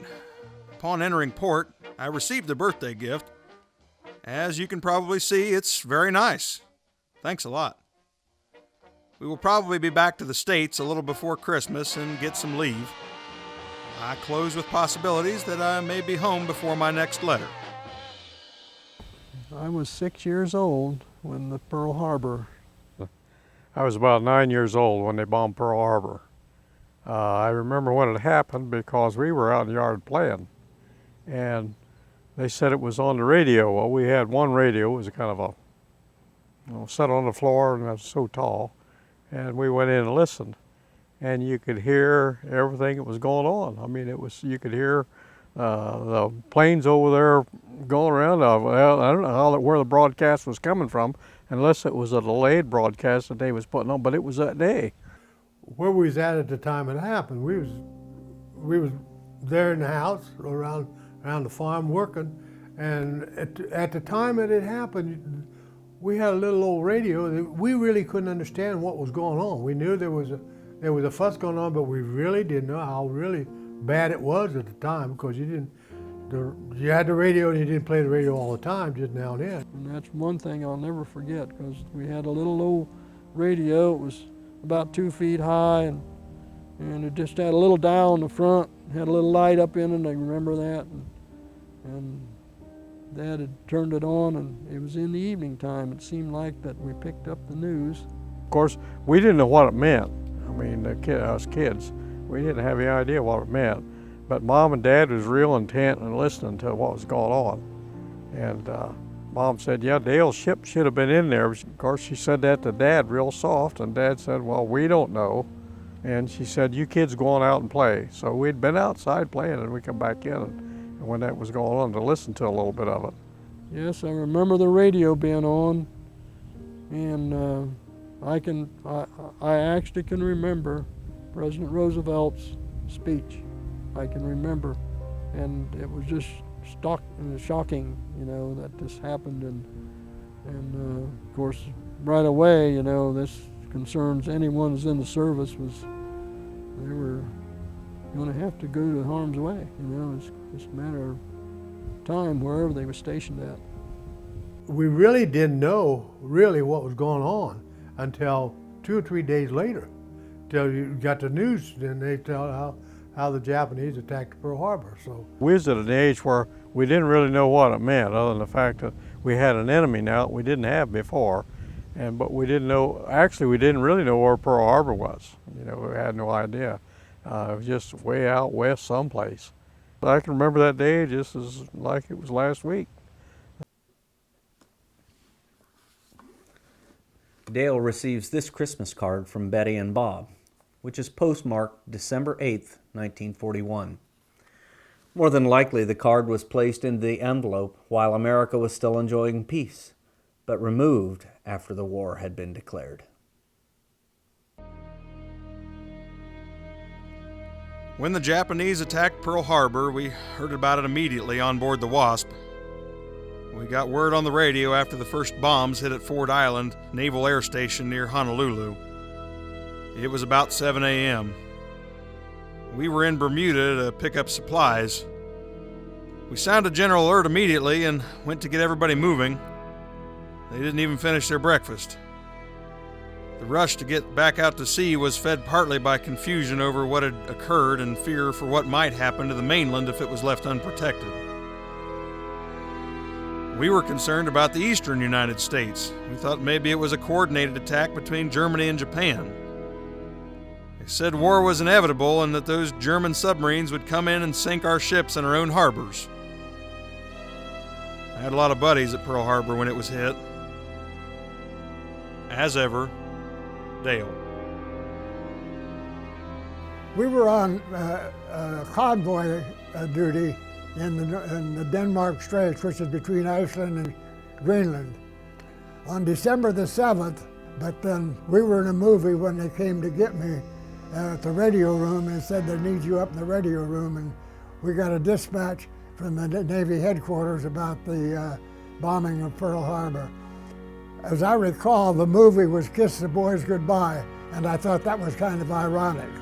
We had already had, I think there was 2 destroyers, the Kearney and the Reuben James had been torpedoed, and we had been exposed to the war from Germany, and we weren't at war with Germany yet. But, well, we felt that really we were involved long before that happened. We thought we really were going to be officially involved. Yes, I remember that very well. It's on a Sunday. It's a nice sunshiny day, church days in fact. And I had been friends with the Wenrick boys that lived on Myers Road. And those boys and my brothers and I, we ran around with them a lot. And this was being Sunday morning, I thought, well, I'll ride my bicycle up here and see if the boys are home. And I got there. It's about 1 o'clock in the afternoon, and the gentleman that lived there, and he was listening, holding the paper up in front of him, and was listening to the radio. They was talking all the time about the Japanese bombing Pearl Harbor, and what all was going on there. And he didn't even know I came in the house. But I looked around and the boys weren't there, so I left and rode my bicycle back home. And so they knew nothing yet about the bombing. And I didn't say anything to them because I didn't know anything other than what little bit I seen Al Winnick watching and listening, looking at the paper. So it didn't go anyplace with me. And I never even thought at that time that I would be involved, although I had been filled out a registration for the draft. And I was still in school. I was in my senior year. Teachers never talked about it, and Lowell Thomas would tell about what was going on in Worcester on the 7 o'clock evening news. And yeah, I do remember that day very well. If a foreign country invaded this country, every American would be a surrogate. They would try to defend their country. That was proven on December 7th, 1941, when the Japanese attacked Pearl Harbor. You couldn't get close to an enlistment place. 2 blocks, people were there trying to get in the Army to go whip the Japs. And it took a while for them to satisfy all these people, but they finally caught up. We had no place for training then. But that led me to believe that it'd be impossible if the Japanese army or the German army or the Russian army tried to take over this country. It'd be impossible. We butchered last week. I have the meat all put away. The 3 hogs made 6 cans of lard. So now that is over for this winter. Next, we'll be getting ready to move. That is going to be something. We hear the Japs are stirring up a big stink. They are itching for a good threshing. What do you think? Hope they get their fill. Well, I wish it was all over with. Will you get home now soon? We have our doubts if they grant any leaves now since all the trouble lately. I see in the paper that some soldiers are home for a short time, but I have not seen where any from the Naval Service are home. We are hoping to see you soon, however. The children were up at Covington on Christmas Eve to see Santa. He gave them a sack with candy, an orange, an apple, and nuts. Well, I must close for this time and go get some supper. Everybody is hungry.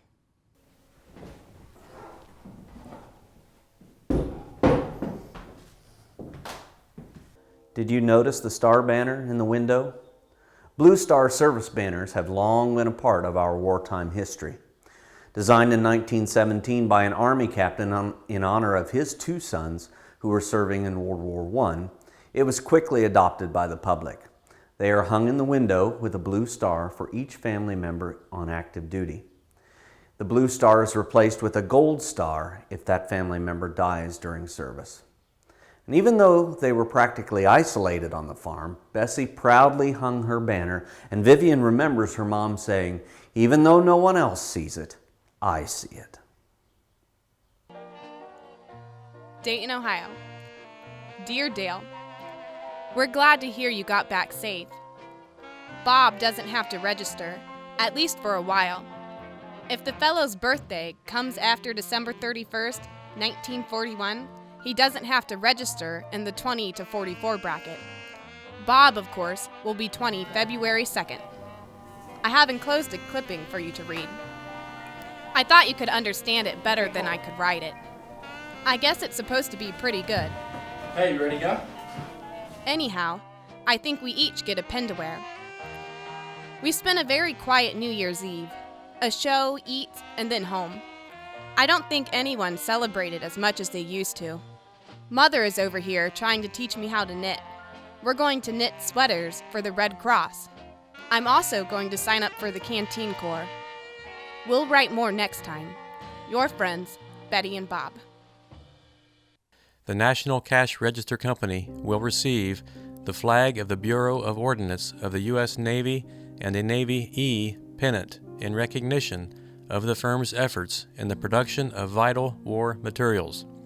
The Navy E pennant, awarded for excellence in production, will be flown over the factory, and the 9,000 company employees will wear a special lapel button authorized by Secretary of the Navy Frank Knox. The buttons bear the E insignia and the company name. The Army-Navy E Award was an honor presented to a company for excellence in the production of war equipment. The National Cash Register, or NCR, built aero engines, bomb sights, and did some top-secret work for the war effort involving a machine that broke the German Enigma code used for communication. About 4% of the companies engaged in war work received the award during the course of the war. When Betty leaves the National Cash Register Company to move to Cincinnati 3 years from now, she will be required to return her Navy E button. She does join the American Red Cross, but never drove ambulances overseas. They trained her at the Veterans Hospital in Dayton, Ohio. She became qualified to administer all care for the sick and wounded, except to distribute medication.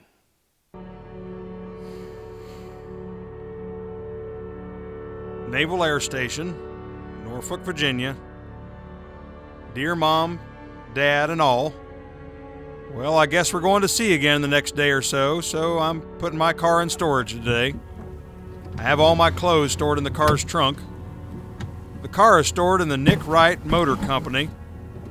I'm sending the claim check along just in case you should happen to come after it. You won't have any trouble. Well, so long, Dale. January, February 1942. the United Nations Declaration is signed by 26 nations in Washington, stating that complete victory is essential over the Axis powers. The Philippines and Dutch East Indies are invaded by Japan. U.S. troops retreat into the Bataan Peninsula on Luzon. President Roosevelt issues an order requiring all aliens to register with the government. Nazi SS Chief Heydrich presents his plans for the extermination of all European Jews at the Wannsee Conference in Berlin. The British surrender Singapore to the Japanese. Stalin orders a massive Russian offensive. And Roosevelt signs an order forcing more than 100,000 Japanese Americans into internment camps. The week after January 1st, we had very cold weather. It was anywhere from 0 to 15 and 18 below. I got 38 or 40 pies made from that big pumpkin. I saved the seeds, but I don't suppose we'll get any pumpkins anyways near as large. I'll try and write more oftener. We think of you every day. We listen to all the news on the radio. There has been plenty to listen to. Well, I hope luck stays with us and brings everyone home safe. Hoping to hear from you soon and this finds you well. Love, Mom.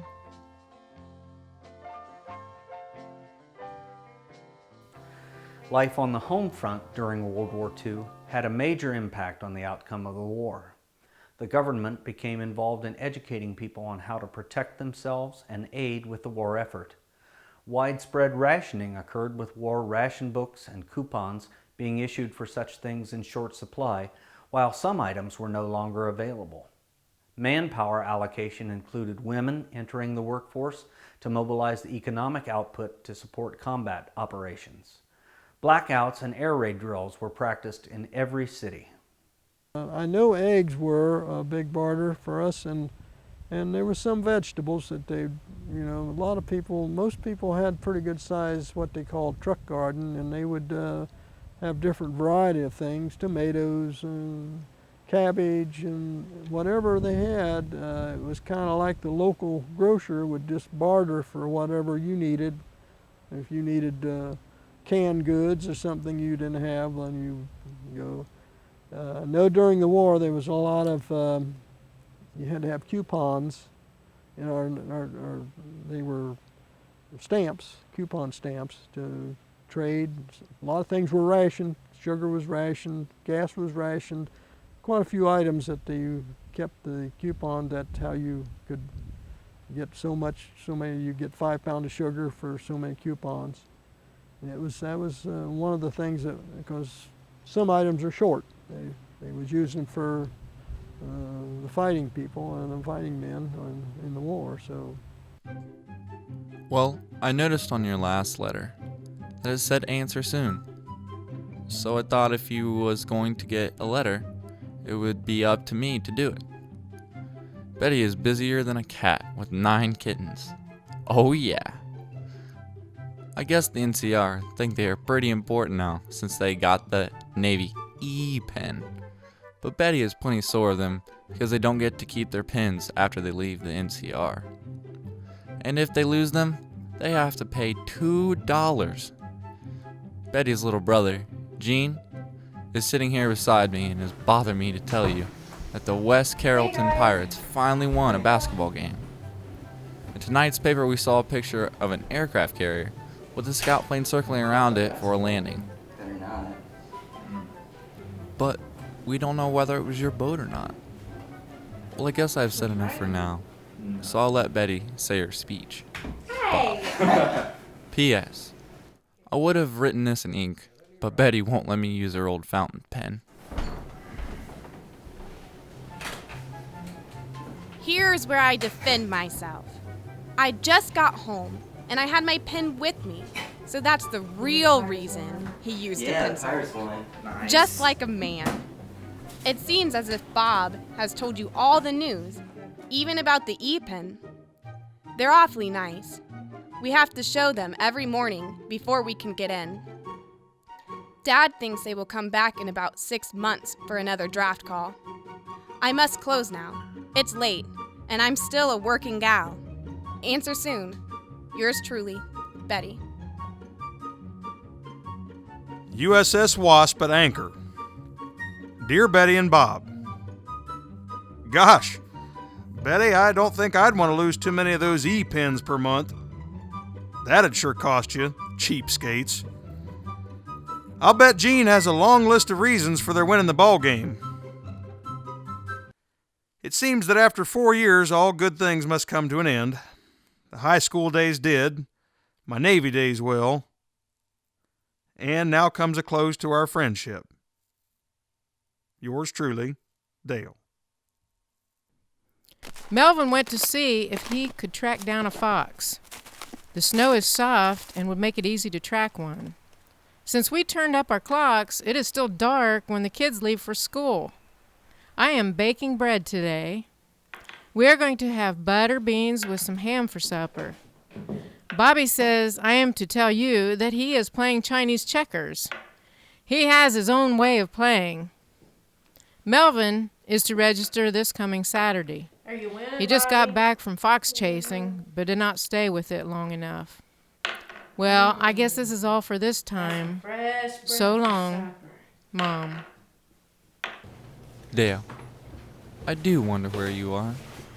The airmail stamp was a 10-cent one.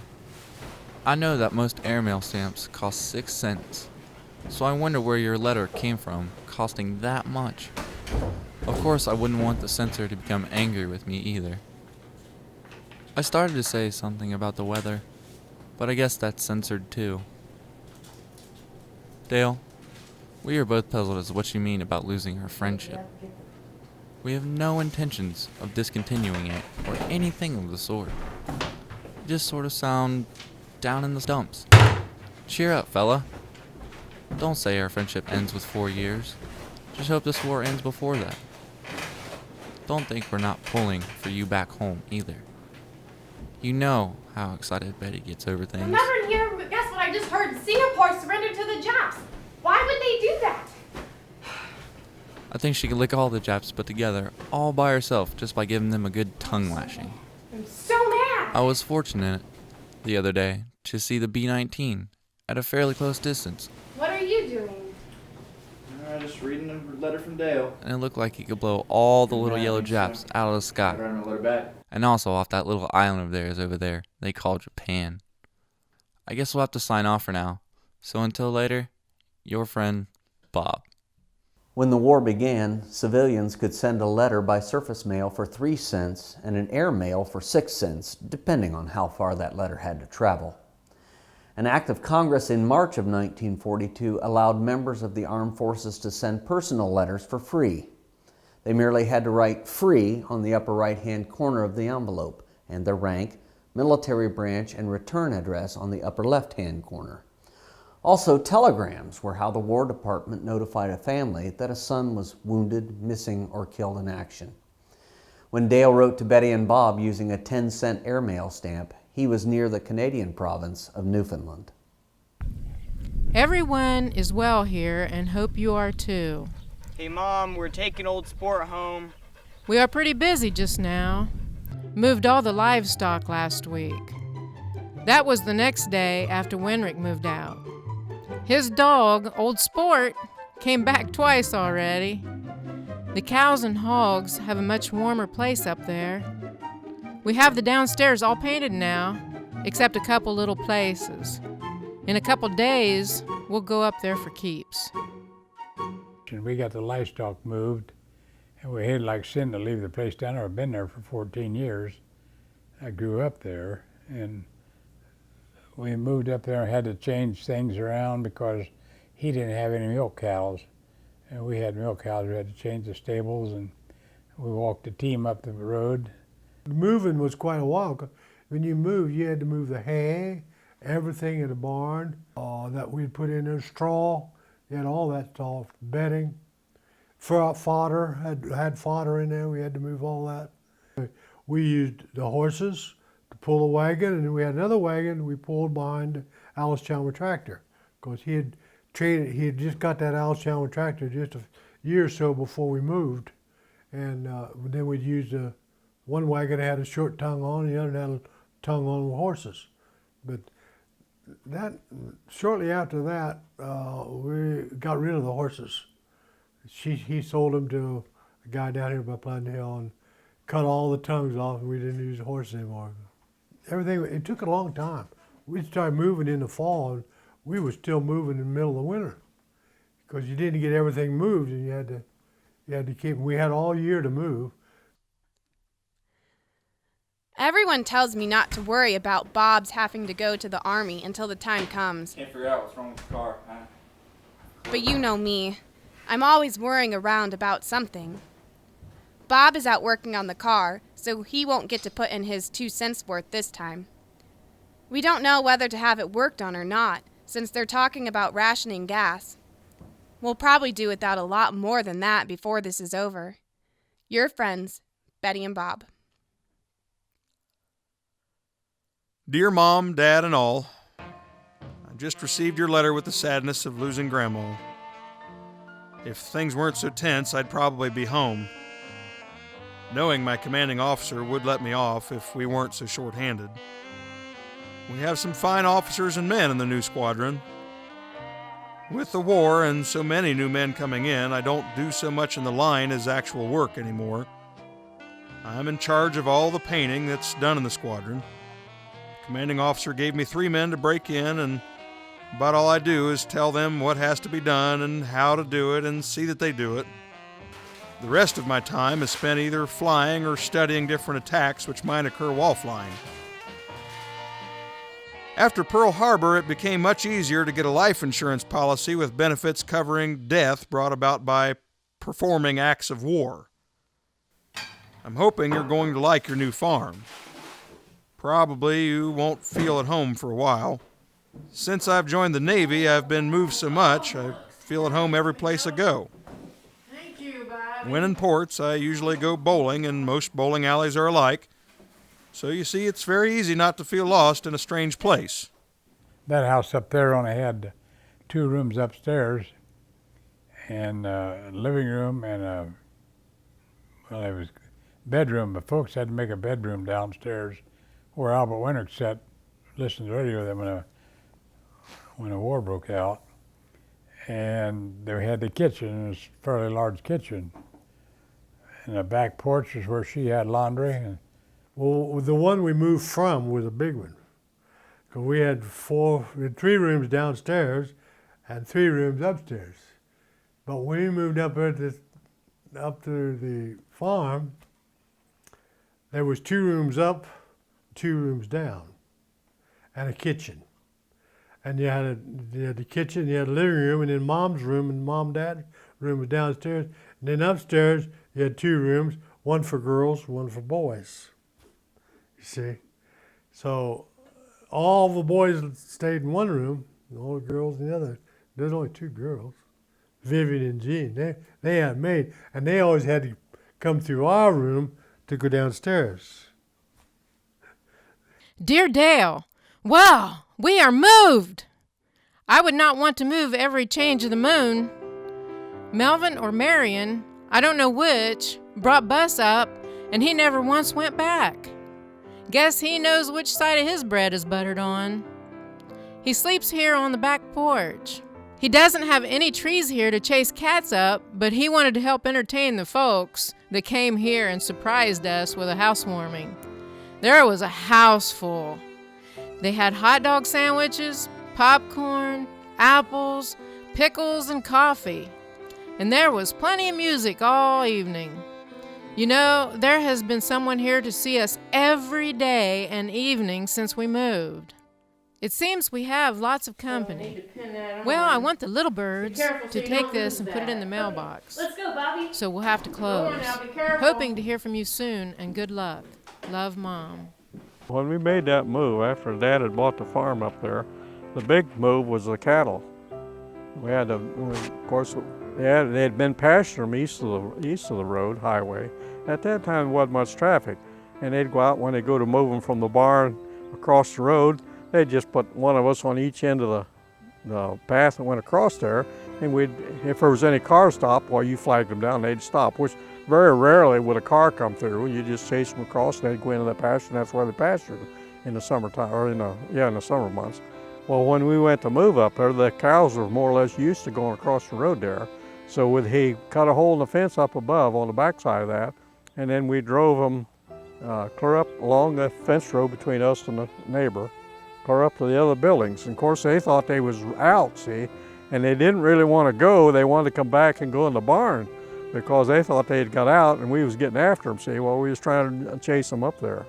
And we finally got them moved, but then it was a hard time to learn them that new barn and where the cow stable was. And it was a long day when we moved that day because to get the cattle used to another barn in the barnyard. Of course, it was all, Dad had it all fixed up so when we got up there we could ride them right in the barnyard. It had a big old cement horse trough, and it had a pump, and she had a pump, had a pipe running from the pump over to the trough. We used to take turns filling that water trough. That was the only way that got filled up. You'd stand and pump that, what's called, and I can remember when Dad bought a pump jack to put on that was running an electric motor. Well, he put that on there and he said, well, now you won't have to, we take turns when we end up pumping by hand. And he said, now he said, you won't have to pump it by hand. He said, just flip this switch up. And he said, then it pumps it. Well, what got to happen then, somebody turned it on, a trough run over. The barnyard was a mess. Dad come home and the barnyard was full of water and he'd raise Cain. Somebody wasn't doing it. He didn't try to really find out who done it, but he knew it was one of us kids because somebody had that responsibility that day. We probably had 8 or 10 cows and 2 horses. Now, we didn't have any hogs at that time. We used to have a sow, had a couple sows and some small pigs. That's where we got our pigs to butcher when we had for meat. But then when we moved up there, we just had cows, and I think we had some chickens. We'd penned them up the night before in a hen house, and they had a hen house up there at the time, and we catched them that night, and then we moved them up there in that hen house. And then Dad hooked on that hen house and drug it up there with a tractor. He moved it up, of course he just went up through the field, it was all open. But yeah, the livestock, it was the biggest thing as far as the moving. Well, we didn't have much else. And I don't remember just how they moved our furniture and stove and stuff like that. I don't remember how that got done. But it had been a job because that kitchen stove was big and it was heavy. And same with the stove in the living room. It was a big, heavy stove. Well, when they renamed the roads and put signs up, well, that Marlin Road is the next road north. And that was named Myers Road because there was a family that was named Myers clear on the east end of it. We're so sorry to hear about your grandmother. It's too bad you couldn't come home. Bob and I had both made up our minds about me quitting work this summer, but it looks hopeless. If they start drafting women to work, and they say they're going to, I'll just have to go back again. They're even going to put women to work on farms. Can you imagine me milking a cow or pitching hay? We have an anniversary pretty soon, May 2nd. Do you get a chance to hear any radio programs? We laugh ourselves sick at Bob Hope and Red Skelton. Propaganda was routinely used to influence the civilian population. Frequently, women were needed to work during this period because the men were off to war. Families also grew victory gardens to supply themselves with food when rationing began. People in the countryside were less affected by rationing than those in metropolitan areas due to the ability to grow their own. Many things were conserved in order to be turned into weapons later, such as fat for nitroglycerin production. A lot of the shops went from making certain items to just war materials, and a lot of women working in those shops. That's because a lot of men were gone. They weren't there. So most of the women that was of age had jobs. You know, I know Jean worked at Waco making gliders there at Waco and Troy. March, April 1942. King George VI awards the island of Malta, off the North African coast, the George Cross for its people's courageous stand against the enemy. 16 B-25 bombers under the command of Colonel James Doolittle take off from the aircraft carrier USS Hornet and bomb Tokyo, Japan. The Office of Price Administration takes over the delivery of all new cars in America, allocating them by practical priority. Coastal blackouts are introduced in the United States eastern seaboard in response to the increased U-boat activity. Roosevelt orders prices to be frozen on most major domestic items. The little birds have 6 weeks more of school yet. Max and Sam are having plenty of problems in long division to do. Verlin has to brush up on his reading. Marion's card looks like he is practically through with high school. I have been having a nasty cold this past week. I did not wash today because of it. We haven't heard from you for a long time, it seems. So write when you can. I'll close for this time, hoping this finds you well. As ever, Mom. When I was a senior, the war was the last thing from our mind. So we had, as a senior, through the vocational agriculture and decided what to do in life.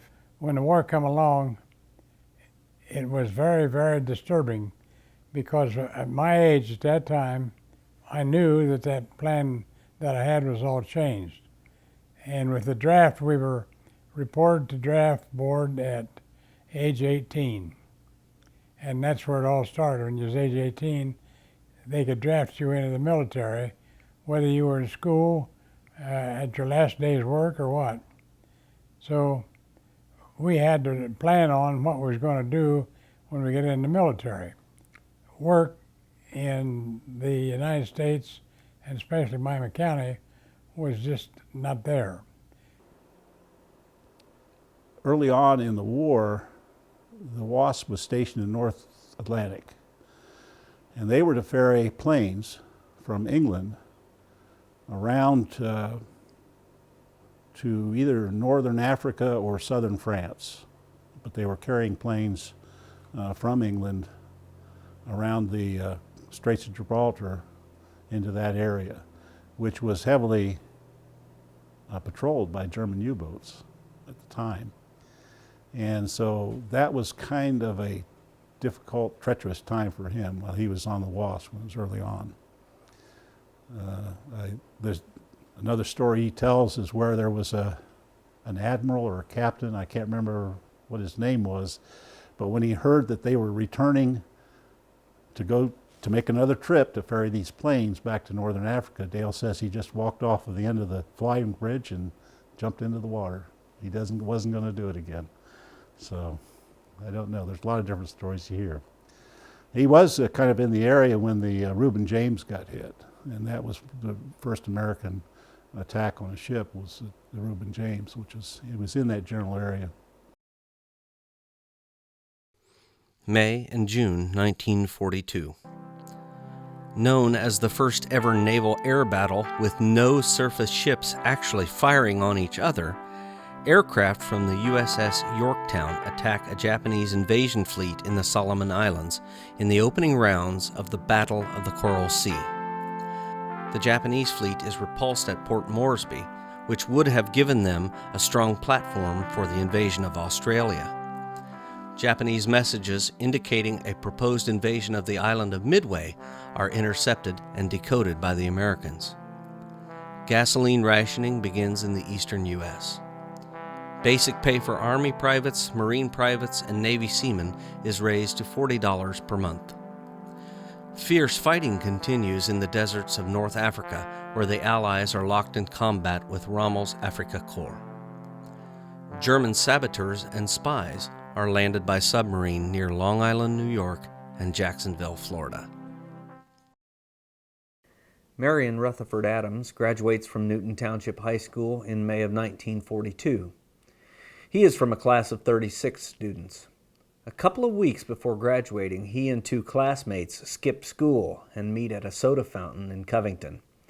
And they're joined by another friend, and the four young men proceed to the Dayton post office, where a U.S. Navy recruiting station was located. Knowing how the war was progressing, they preferred to join the Navy rather than be drafted into the Army. The The recruiter told them that it would be a long wait until they were called, since the present facilities couldn't handle the large number of enlistees.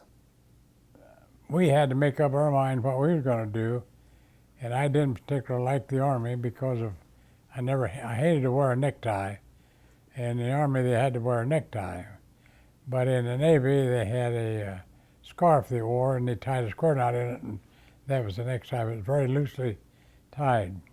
And the Army, they slept in the mud and slept in the rain and ate in the mud and ate in the rain, and I thought, well, if I get in the Navy, I'll be on a ship, and there's good food there and a place to sleep. Mel and Bessie went to visit Dale while he was at Norfolk, Virginia. Marion went with them and drove Dale's Chevy back home. Dale had decided that since he was going to be out to sea, he would keep his car at home, where he didn't have the trouble of storing it, and his family could use it when needed. Dear Dale, we all arrived home safe and sound. Mom, hi. Hey everyone, Mom's back already. Stop what you're doing and come on Marion out got here. home also without a scratch. All the kids were hi, okay Dad. and had plenty to tell. Grandma! Everybody tried to talk at once. We got on the ferry after we left you and then drove through to Richmond. Quite a trip. Marion said you were to be aboard by 6 p.m. Hope you have a nice cruise. Oh, I can't believe you're home already. U.S. Naval Air Station. How does the old Chevy run for you? Are you getting by on the Virginia tags? They've been feeding us lots of sweet corn and millions of strawberries. I guess the growing season here is just ahead of that back home. I hear they'll soon be giving us another pay raise, making it the third raise we have gotten since the first of the year. We were in Scapa Scotland, where they have midnight sun that time of year. We played football on the airfield at 1:30 in the morning in the twilight. I don't know how soon I'll get to ride again, but I'll try whenever I get a chance. We are blank, blank, blank, blank. As ever, Dale. July and August 1942. American troops storm ashore on the Pacific island of Guadalcanal. German saboteurs arrested by the FBI in the U.S. are executed or sentenced to life imprisonment.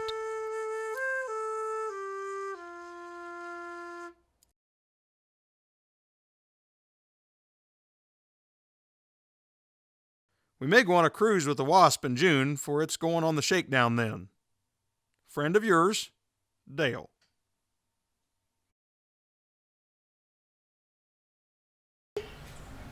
Action. And be kind of talking, maybe. Okay, they're on the picture. Cut. How'd that look? Action. Mom, guess what? Guess what we did? What? How was We school? dissected a frog. Wow, but that was nasty. It was disgusting. Me and Bobby are just working on Describe anything. an LST. Just, It's a big boat. It's pretty long, like 325 feet. there you go. 2 inches. I'm not good at this. On the farm under your hat. Those are the words. And say it louder than you normally would say it so the camera will pick it Don't look up. at the camera because it's running. Are you ready? The camera's running. Don't look at the camera.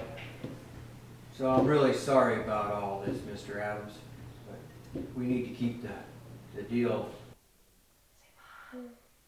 Mom, is the Christmas tree still lit up? No, Bobby, it's Try to get up and get going again.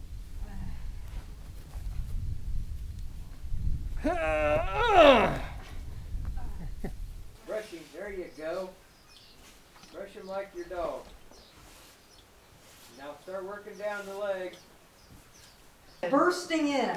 I want you bursting in and glad to be home from school. Not because, you know, kids are rambunctious. Did you Yeah. forget? Did you have fun today? Mm-hmm. Who was your favorite one to play with? The 2 Maxes.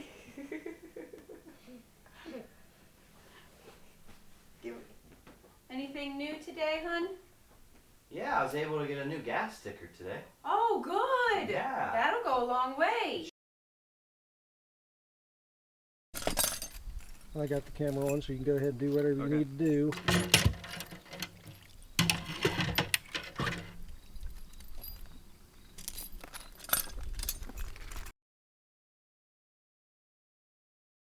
I can get off the source.